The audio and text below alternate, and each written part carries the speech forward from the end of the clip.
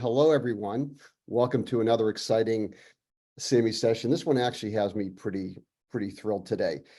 So when we went through the programming for SAMI this season, we really looked at a lot of innovation techniques. What are sales and marketing experts doing?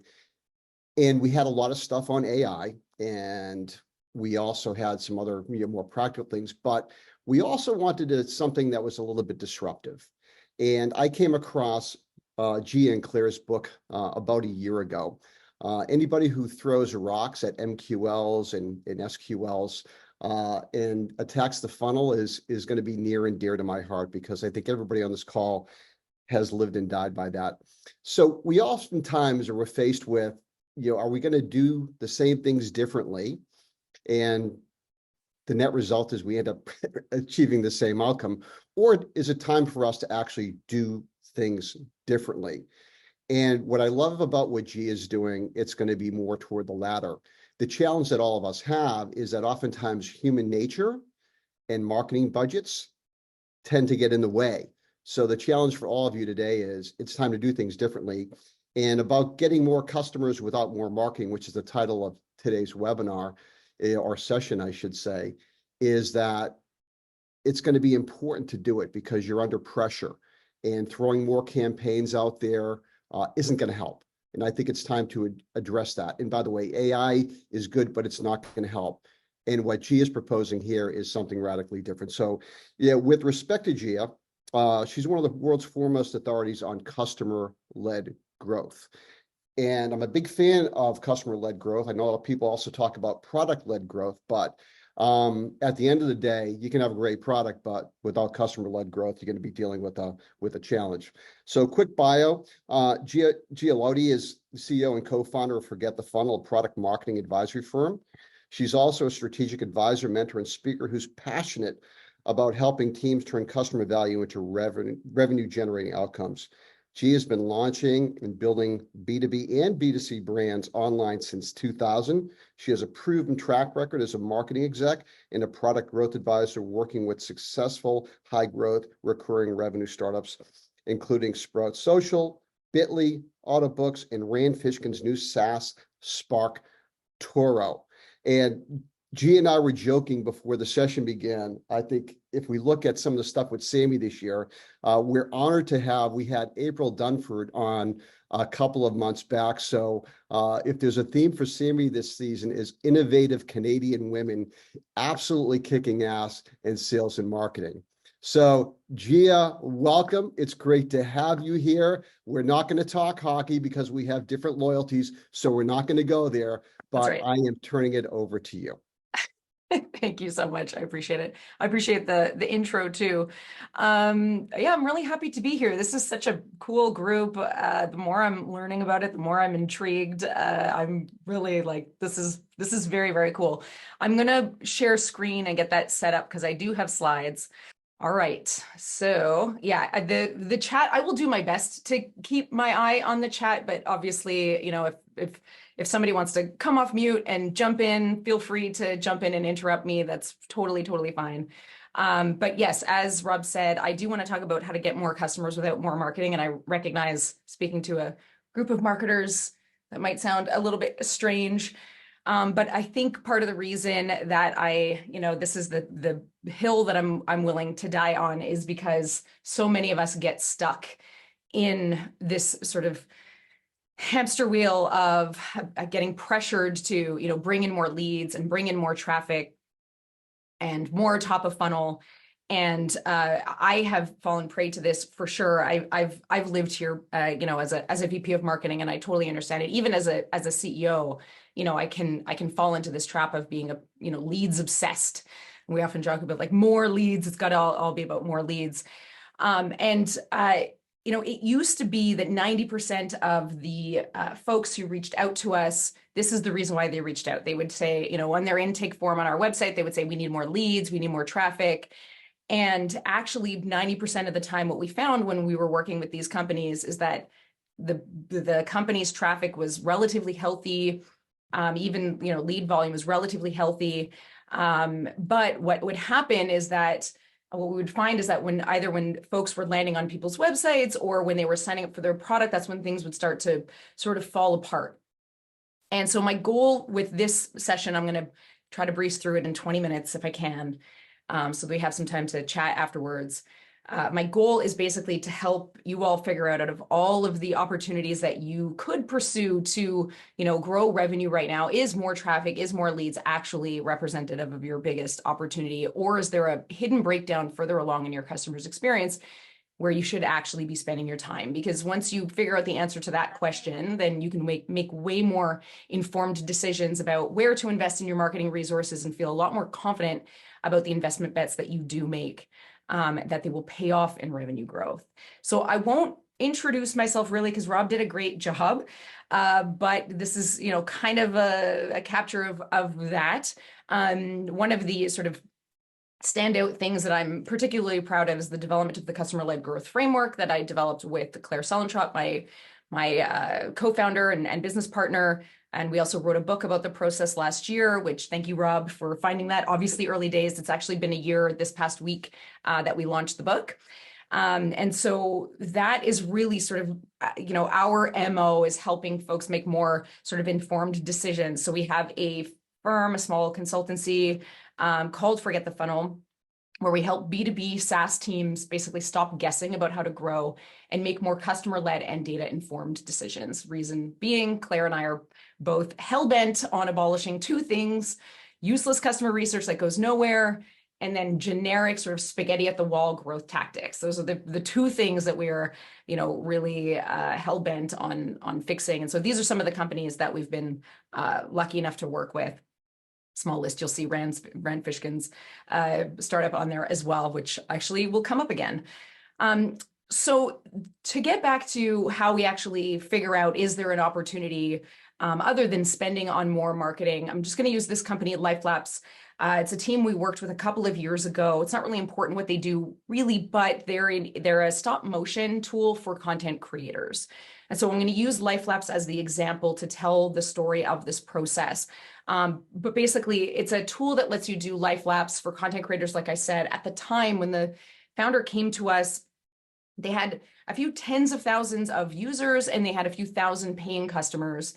And the sort of problem, challenge, or opportunity at the time was the CEO really wanted to start shifting away from being this sort of split B2C, B2B offering to a more targeted towards B2B. Obviously, her hypothesis was that, those customers would be higher LTV, stands to reason. But her assumption at the time was that she should be launching PR campaigns or partnering with influencers or launching some sort of ad campaign. That was really what she came to us to do, was to help her make this shift from to a more B2B focused target audience. So I'm going to skip right to the end and give you the spoiler that within 50 days of working with this team, making just some minor updates on the website, we were able to help the team increase signups by 93%. This is like website and app signups. So I'm going to talk through the process of how we got to this result. How did we get to this 93% uptick in signups in just 50 days? So the process that we use is sounds pretty simple here. In the book, it's a little bit more in depth. I'm going to do a sort of an abridged version of the process for the sake of time. And basically the most important things to do: identify the segment of customers to learn from, learn why they chose us over all of the other options available to them, and then figure out where we're dropping the ball. And we'll talk about each one of these and how we got to those results. So obviously we're going to start with number one: identify customers to learn from. So not all customers are created equally. I'm sure everybody could agree with that. This is also where I see folks sort of mess up first, is learning from and taking feedback from anybody who will provide it, any customer who will provide it, but not all customers are created equally. And so it's really, really important to segment the group of customers that we learn from so that we make sure that we're learning from those best customers. So there's 3 criteria that we typically start with the teams that we work with, right? So obviously they need to be paying, that stands to reason, but they also should be getting some sort of continued value from your solution. So we know that they're very high value customers to the business. By happy, what I mean is happily engaged with the product. So they're getting a ton of value from your solution today. So when we work with startups, a lot of times there's this sort of battle between future customers with the product that we're eventually going to get to towards versus the product that they have today. And what we say is, learn from those customers that are happy today. We want those customers that get a ton of value, that are happily paying you and engaged with your product. That's also really important. And then the last piece that often gets left out is recency. Really, really important.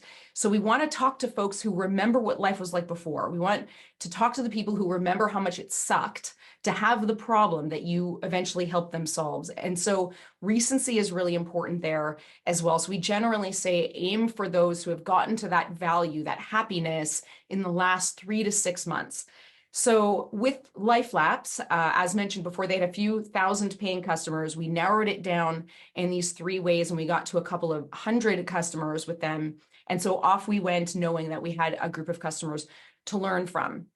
Now, obviously, this is going to look a little bit different for different types of product. If you're, selling more into enterprise and you've got a lower customer number, then, there's a different approach that you would take in terms of numbers. But basically, the process is exactly the same. But before I get into the actual process, let's talk about how we learn why these amazing customers chose us over all of the other options. And I have a question for those in attendance and for the exec. Anybody familiar with the jobs to be done theory, framework, approach, method, whatever Bob's calling it these days? I see Pam. Anybody who's maybe in the chat who's familiar with this process? I want to make sure that, I will definitely explain it. I'm going to go over it at a high level. So the jobs to be done approach is the one that we use, that we really wholeheartedly believe with. Okay, good, familiar. A couple of people familiar with jobs to be done. That's awesome. So this is the method that we use, sweet, to learn from customers. So for those of you who are not familiar with jobs to be done, then you may not be familiar with this comparison. But those of you who are familiar with jobs to be done, you will understand exactly what I'm getting at with this slide, which is if you are relying on demographic data to think about your customers and how you target your customers, how you speak to your customers, your messaging strategy for your customers, it can be highly, highly problematic. These 2 men are both born in 1948. They're both wealthy. They're both self-employed. They both live outside of London. They both love international travel. They both have dogs. They both love sports cars. They both love fine wines. They both have children. They've both been married, divorced, and remarried. Demographically, these men are identical. And so if you are only relying on demographic data to do your customer, targeting, then that is a huge, huge problem. What we do is we tend to focus more on the sort of psychographic approach, and we really love jobs to be done for this. And so we use jobs to be done to guide the research that we do with customers. And I say the word research, and I know it sounds big and scary. It doesn't have to be. And actually, the process that I'm going to talk about today actually only took a couple of weeks and is really, really approachable and very, very tactical. But the essence of jobs to be done is this, right? That it's the idea is that people hire our products or our solutions to get a job done. So rather than asking people what product they want, we want to understand what they're trying to achieve, because people buy our product for what it enables them to do, a better version of themselves. So let's talk more tactically about how you get to the answers of this. So with LifeLapse, we had a couple hundred customers, so we were actually in a position to be able to run a survey.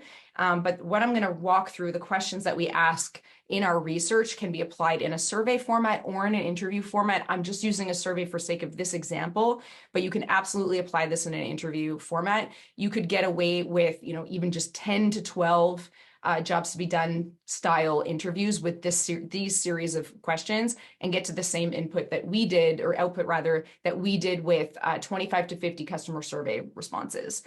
So this is just the outreach email.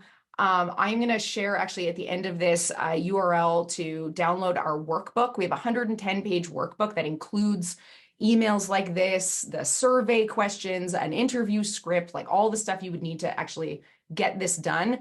So I've often seen people start scribbling down. You don't need to, it's all available inside of a workbook for you. So I'm going to go on to the survey questions now.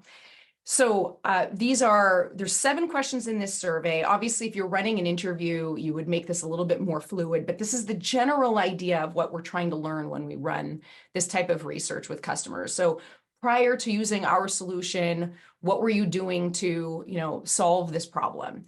And this really gives you a picture of what life was like before, and what solution you're effectively asking your customers to switch away from in order to choose yours. This one is my favorite question. It is the most telling, right? When did you realize that you needed something like our solution? What was going on in your world, basically, that led you to seek out something new? So this one, as you can imagine, gives you this really critical insight into what that trigger moment was. I mean, if we're talking about marketing, this is like marketing base camp here. Understanding the trigger moment of what led somebody to seek out a solution like yours is table stakes understanding for anybody in a marketing role. So this is a really, really valuable, information to get from these ideal customers. Remember that we're getting this information from those best customers that remember what life was like before. They remember what this struggle felt like for them. Next question is, how did you find out about us? I don't need to explain a lot about this one. It sort of speaks for itself. Again, really telling and helpful for marketing. When did you decide to choose us? I'm sorry, why did you decide to choose us over all of the other options? So this obviously will give you a little bit of insight into your key differentiators, all of the other options available. Why did you stand out? This is a really, really valuable understanding to get as well.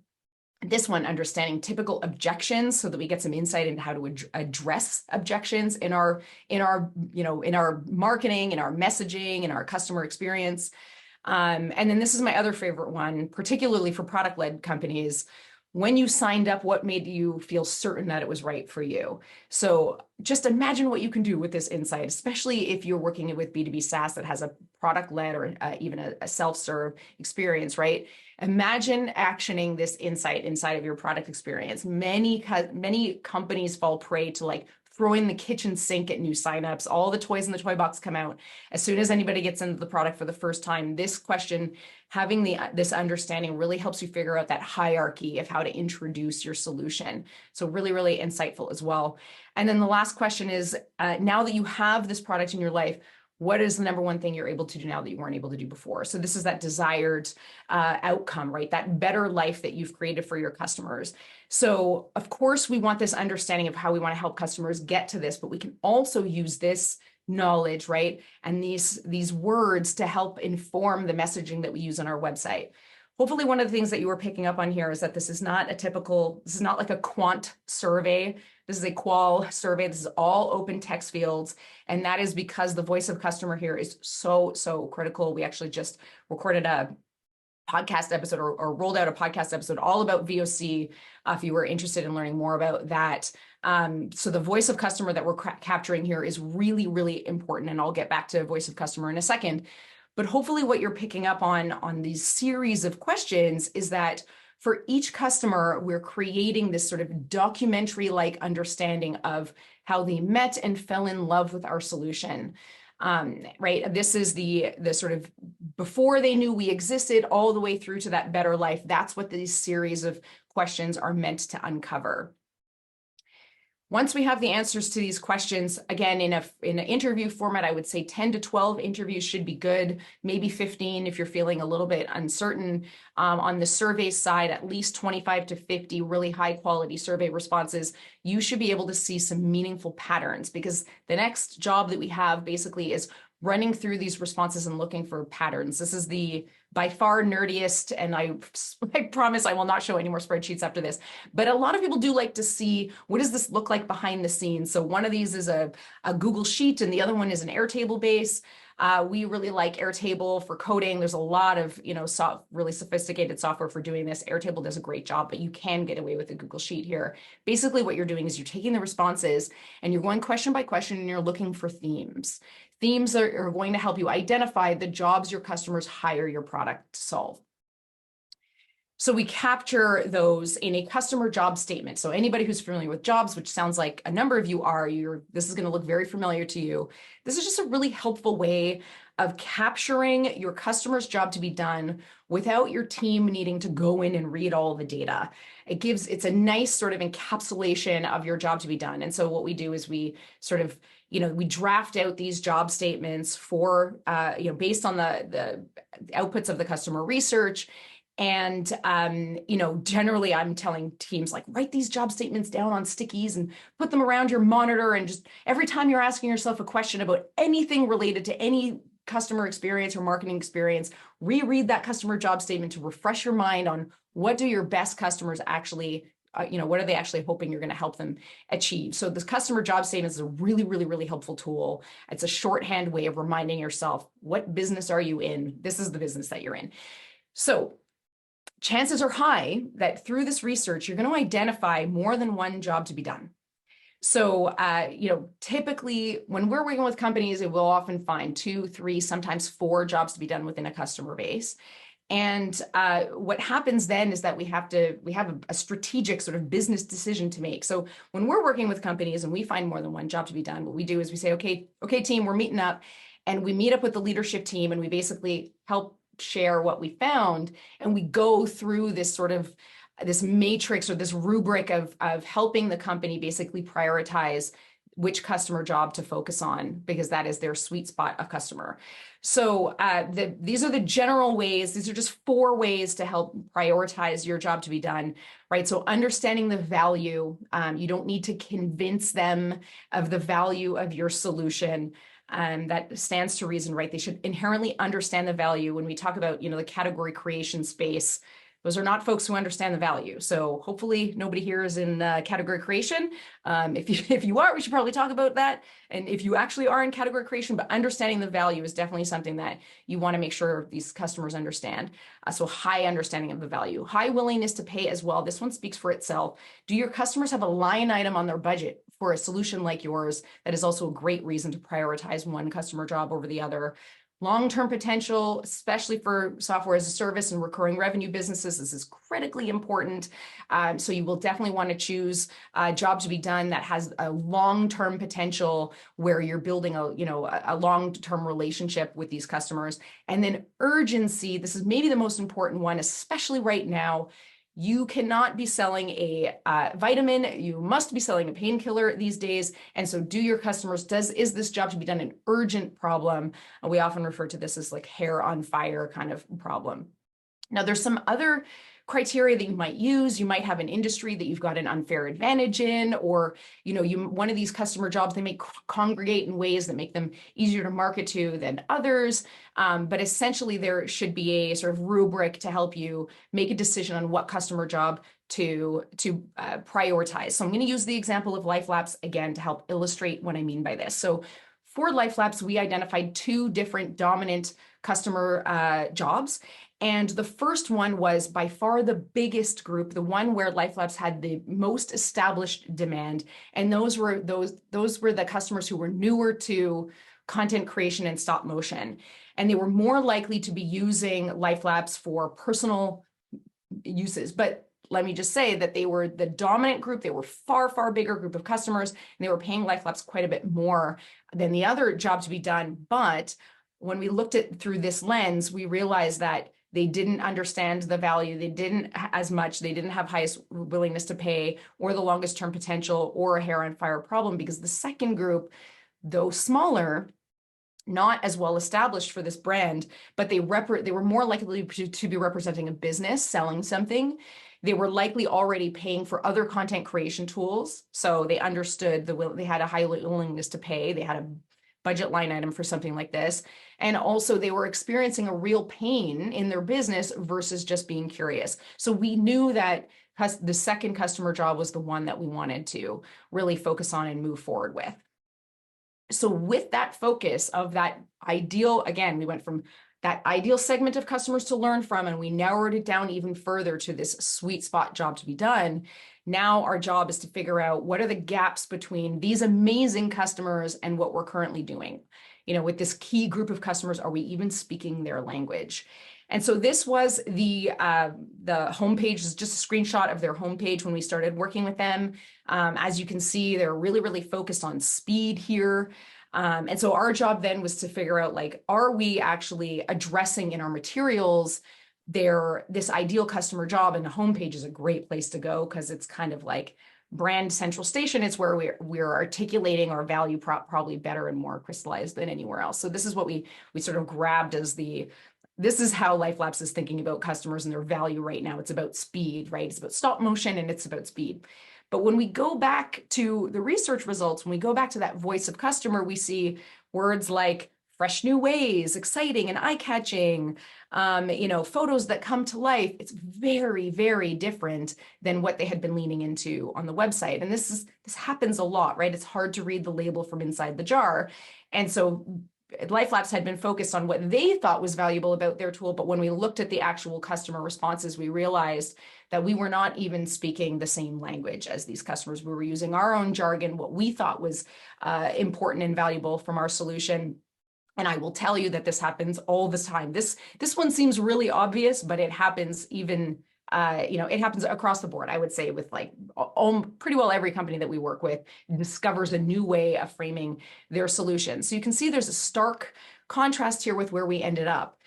So we leaned into the beautiful, eye-catching. The speed is still there. That's still important, but it is not the central focus. So it's a really stark contrast between these two value propositions. And yes, I said that we got to 93% increase in signups. Obviously, there were some other updates that were made on this website, but really this core value prop is what made the biggest difference for this team. And so, the sales also increased almost 20% during this time as well. And what I want to remind everybody of is what this founder came to us with was, we think we need to launch an ad campaign, right? We think we need to do a partner with an influencer. So it was really, really clear that actually if we zeroed in on this ideal customer without spending a dime on marketing, we were able to really, really increase performance here. So I zeroed in on that ideal customer. We lifted, right? We literally copied and pasted VOC straight from these survey responses after we identified that ideal customer job to be done, and sales increased 20% within 50 days. And I've got lots more examples like this. Meet Edgar is a team that we worked with not long ago too. 3 pages on their website were updated based on this same process. And for them, website signups increased 89%. But the most interesting part of this story is that their trial to paid also increased 40%. And we didn't touch anything other than the website, just 3 pages on the website, and their trial to paid increased 40%. Autobooks, similarly, this one was done with interviews. I'm realizing there's a percent missing on that 300. It was 300% North Star product usage increase by repositioning Autobooks around this core part of the product that actually mattered to customers. And this was based on interviews and an email series that rolled out. SparkToro, similarly, happy to talk about this one. This is a really great story. Basically identified a part of the product that they'd been burying in their product onboarding and their customer onboarding, helped them float that further up in their product onboarding experience. And with the team there, doubled their trial to pay conversion rate. I think when we checked back in with them, it had been 2 months and their trial to pay conversion rate had doubled. Sprout Social, similarly, we were able to leverage existing research. Actually, we didn't even need to conduct any new research with Sprout Social and increase the onboarding rate by 92%. I have a ton more stories like this. Happy to talk about other examples that might, be closer to home. But hopefully what you're picking up from all of this, I know that, leads and traffic is sort of like execs sort of like white whale. But what I'm hoping is really becoming obvious here is that increasing revenue might be much closer to home than you think. Traffic is really, really expensive these days. The cost to acquire a new customer is astronomically higher than it was even just a few years ago. And so really, hopefully what you're picking up is that you can, if you can learn more about those ideal customers and zero in your messaging and positioning on those ideal customers and match that messaging, and there's a whole lot more that you can do with this, but if you can match that messaging, then you're throwing gasoline onto the fire with your marketing spend after that. So again, I sort of alluded to this. This is the tip of the iceberg. The customer-led growth framework that we developed, messaging on your website is just one potential output of this research. As you can imagine, right, that documentary, we can do a lot with that. Messaging on your website is just one. So, product onboarding, insight into what product activation and engagement might look like, customer marketing, expansion opportunities. Yes, of course, awareness level marketing as well, but there's a lot to be gained by this type of understanding of customers. So hopefully that was a helpful sort of peek behind the scenes with one company. And like I said at the top of this, we did write a book all about this process. Grateful, Rob, that you found it in the early days. It goes through this entire framework. And then the book itself is quite short, and that was very deliberate on our part.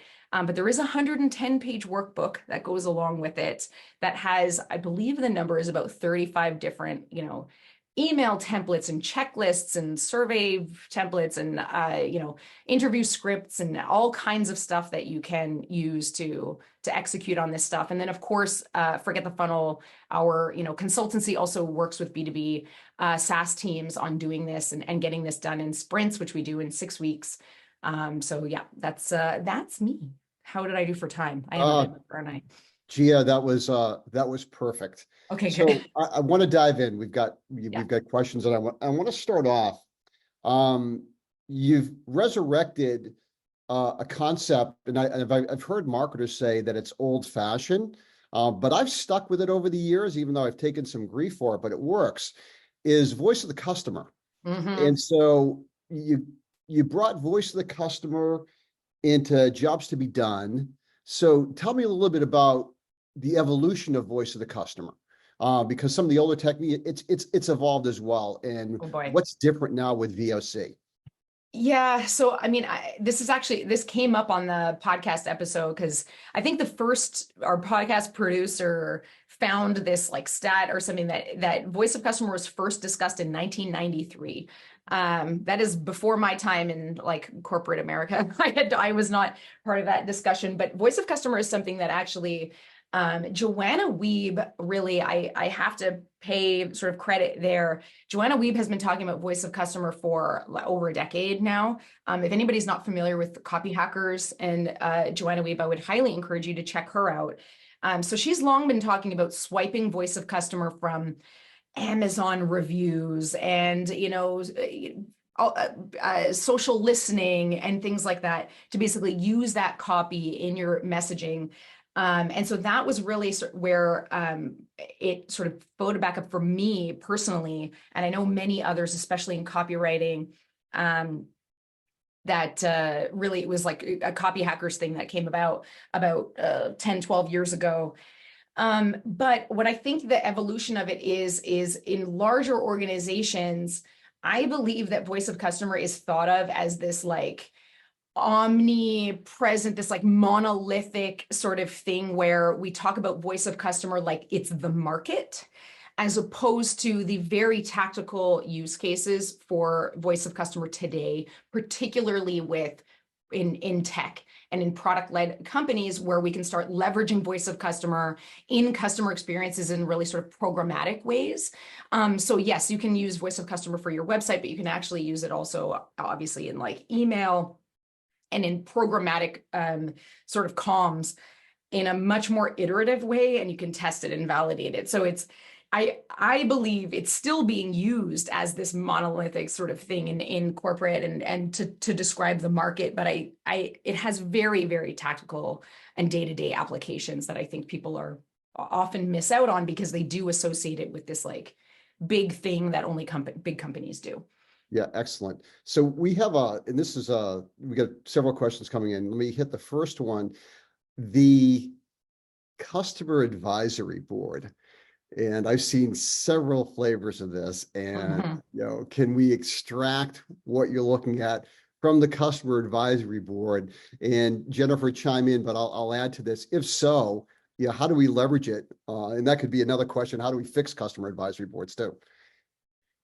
Yeah, so customer advisory boards, and actually I was just chatting with April about this. Did this come up on the chat with April? Because customer advisory boards I love. I definitely think they're a great idea. They're very hard to run well.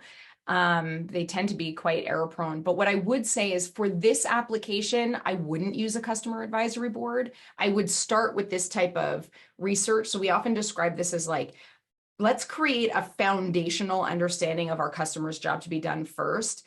And then we layer on other sort of tools like this. So, we often get asked about win-loss analysis, and customer advisory boards is another sort of example of that, where I would say, absolutely, but next. So let's first get a better understanding of who our best customers are, and I get that job to be done, that the why customers are choosing us, the what is it that customers, why are they choosing us over all the other options? What is that better life that we're creating for customers? Because once we get that understanding, then we can choose the folks that go on to our customer advisory board so much better, because we want to make sure that they're representative of that ideal customer.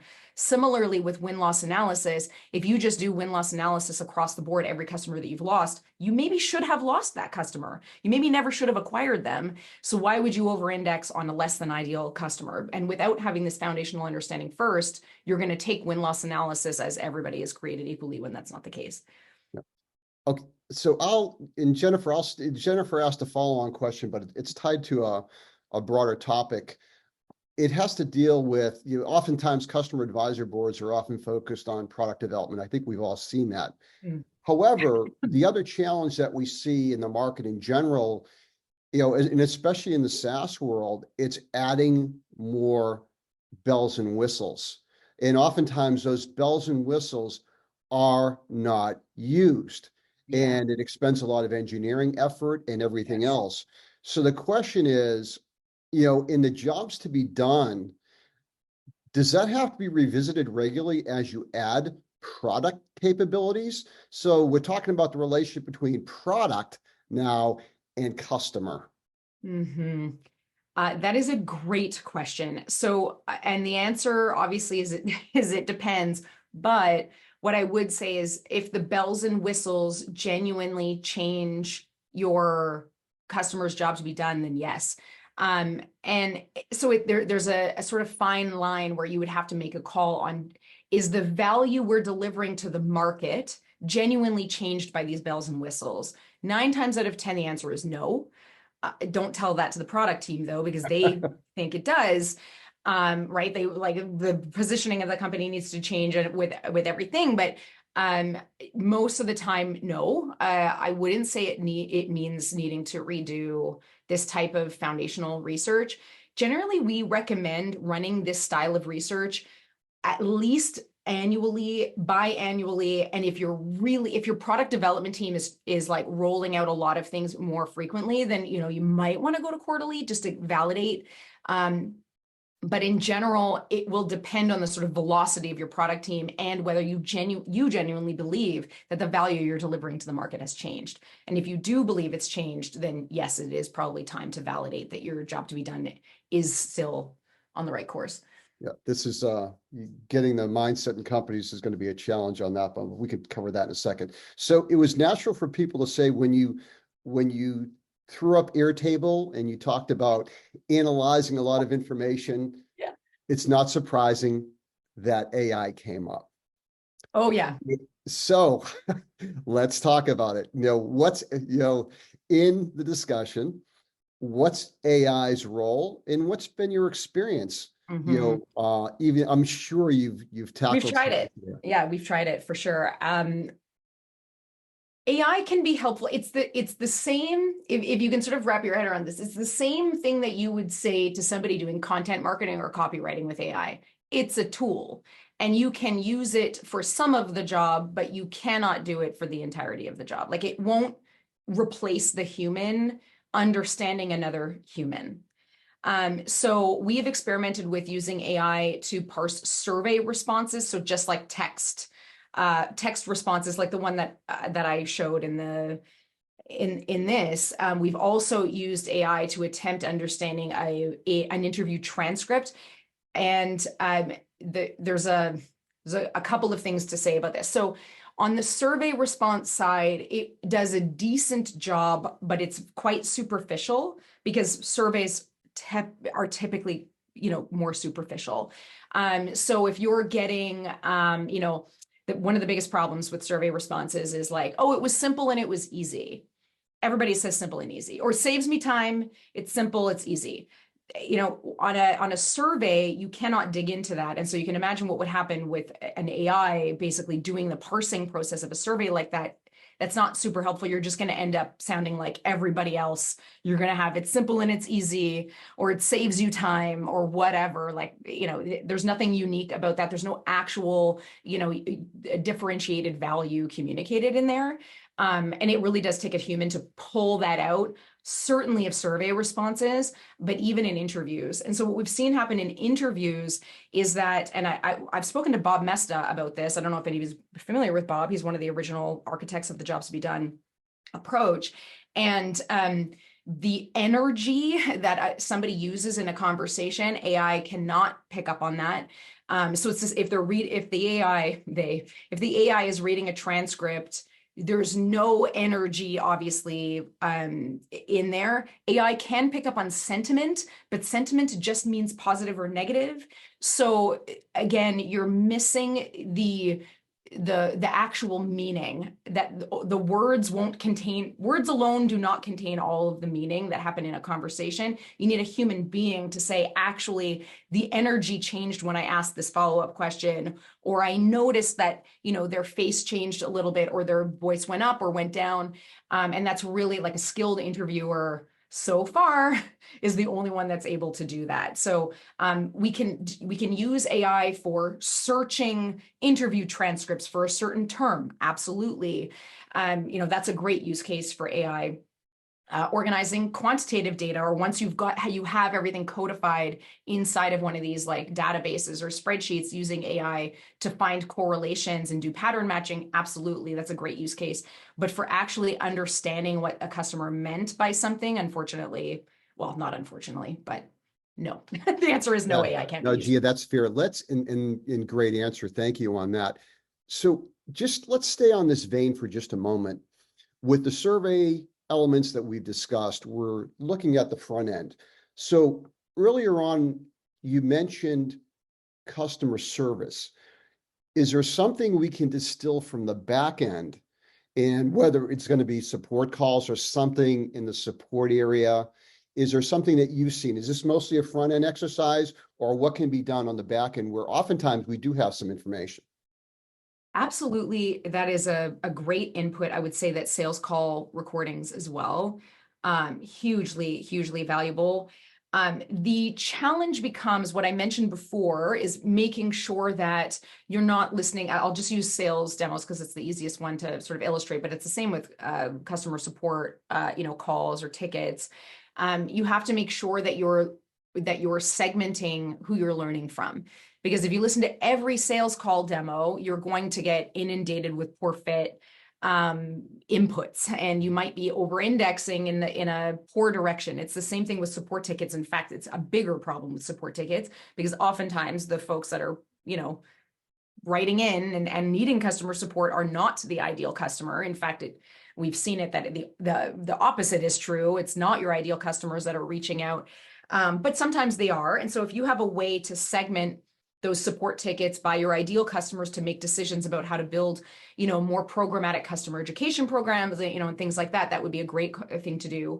Another thing that we often advocate for when you've got fewer customers, if you do have sales call recordings by customers that as I think I saw a question about that in the chat, that you believe were a fit, then you can listen to those sales call recordings to pull out the question that I mentioned that is the most valuable. Like, what was it that was going on in your world that led you to seek out something new?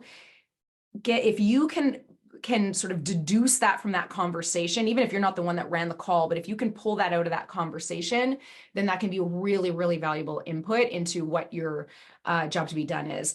Another thing that we often recommend that is kind of low-hanging fruit for folks too, is on your sign up, whether it's for your demo or on your website, is adding a question to your form that basically asks, what was going on in your world that led you to sign up today? And you can leave that as an open text field. Over time, if that gets populated inside of a spreadsheet or something, you start looking at that, you're going to start noticing patterns show up. And then what you can do is you can change it from an open text field to a drop down and leave an open text field, like, if other, please type kind of thing. And so if you aren't representing their job to be done in your drop down responses, and you're still capturing other responses, so you're making sure you're covering your bases. And then the next evolution of that would be to actually segment your onboarding depending on what their response was. And that can be a really, really powerful way to segment, especially for product-led companies, to segment your onboarding.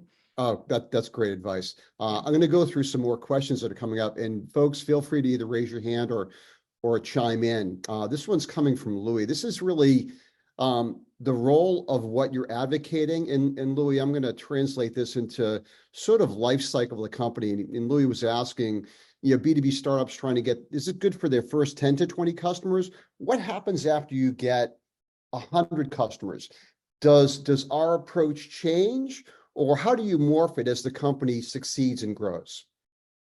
So what's the situation that Louis is in? Sorry, I didn't see it in the chat because I just want to make sure I'm asking for that. Louis specific. said, is it useful for B2B startups trying to get their first 10 to 20 customers, or only after a customer has, say, 100 customers? I mean, the answer is definitely both. Obviously, your approach with how you would learn that would be different. So depending on what type of customer you have, do you have few high ACV customers? Do you have more lower ACV customers? The way you would approach this is probably a little bit different. So if you're going for your first 10 to 20 customers, I would say sales call recordings, like I just mentioned. If you have a demo sign up or a sign up on your website, asking that segmenting question, like what was it that led you to sign up today, that can give you some insight into what problem people are trying to accomplish.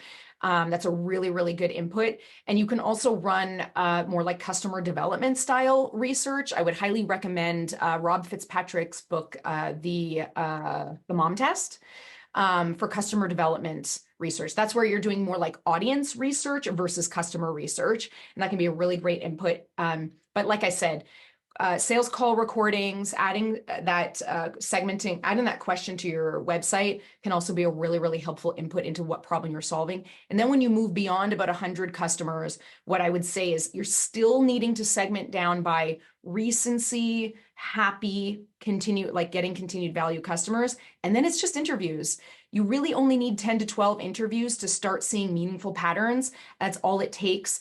Obviously, those customer interviews are they're a big ask. And so people don't like to ask their customers too often. They want to be very careful that those interviews are run well. This is why bringing in an outside interviewer can be really, really effective, because we've seen a lot of teams come to us and say, so we ran our own customer interviews. Like, what do you think? And unfortunately, the interviews are not super usable because, people less skilled in interviewing asked leading questions, or basically they didn't get as much out of the conversation as they otherwise could have. So I would say if you are going to be DIYing this and running your own interviews, do a little bit of reading about how to run interviews well and not ask leading questions and open-ended and stuff like that. We talk about that a little bit in the book too. So that might be helpful. But if you've got 100 customers, interviews are definitely the way to go. Yeah, terrific. And that's one of the areas of the book that when I first read the book, I would say the opposite end of the spectrum too. Like, we've worked with Bitly, for example, they've got 6 million users. We've worked with Invoice Simple, 500,000